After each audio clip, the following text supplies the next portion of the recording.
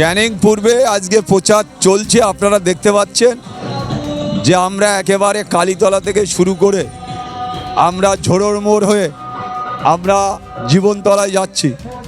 তাতে মানুষের সাড়া, ওরা অনেক চেষ্টা করেছিল, বিভিন্ন বাজার মার্কেট বন্ধ রেখে রাখতে চেয়েছিল, কিন্তু ঝোড়োর মোড়ে প্রমাণ হয়ে গেছে হাজারে হাজারে মানুষ ঝোড়োর মোড়ে দাঁড়িয়ে আছে।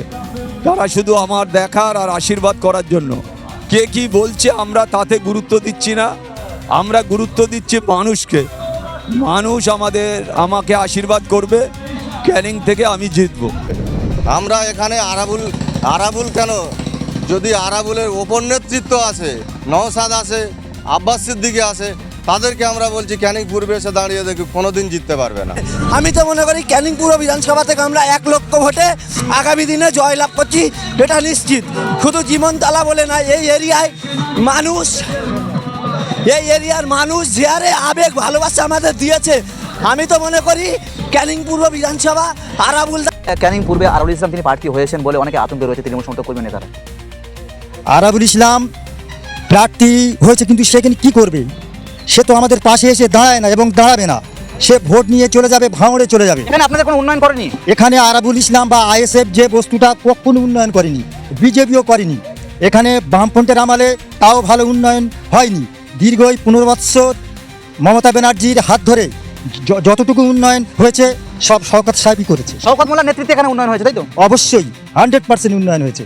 আমি বলছি নওশাদ ভাঙড়ে দাঁড়িয়ে উনি একজন বিধায়ক, ভাঙড়ে কি কাজ করেছে? আর যে আমাদের অবজারভার শওকত মোল্লা, যে অভিষেক বন্দ্যোপাধ্যায়, মমতা ব্যানার্জির নেতৃত্বে যেভাবে ভাঙড়ে কাজ হয়েছে, 200 থেকে 300 কোটি টাকার কাজ হয়েছে। যেসব ব্রিজগুলো কাঠের ছিল, ভেঙে পড়তো, সেই ব্রিজগুলো টেন্ডার হয়ে গেছে, রাস্তাঘাট পুরো হয়ে গেছে। কিন্তু মানুষ গণ্ডগোল করছে।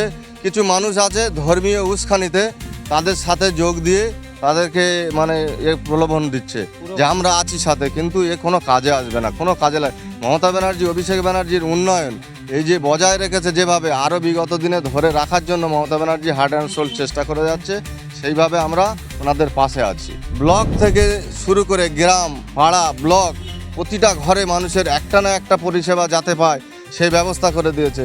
কিছু নেতৃত্ব যদি গণ্ডগোল করে থাকে, তার জন্য দিদিকে বলো অ্যাপস চালু হয়েছে, সেই ফোন নাম্বার ধরে আমরা রাস্তার জন্য করছি, ঘরের জন্য করছি, কমপ্লেন জানাচ্ছি, সঙ্গে সঙ্গে আমাদের পরিষেবা সমস্যা সমাধান করা হয়ে যাচ্ছে। তাহলে আমরা কেন তৃণমূল ছাড়া অন্য কাউকে আমরা চিনব, বা জনগণও চিনবে কেন? এবং আমাদের শওকত মোল্লা আমাদের পাশেই থাকে, কাজের লোক এবং অত্যাধিক সাহসিকতার সঙ্গে আমাদের পাশে এসে দাঁড়ায়। সেই কথা বলবো, বিরোধীদের বলতে চাই, তোমরা যে যা বলো ভাই, আমরা কাজের ছেলে চাই। শওকত মোল্লাকে ভোট দেব তাই, বাহারুল ইসলামকে ভোট দেব তাই।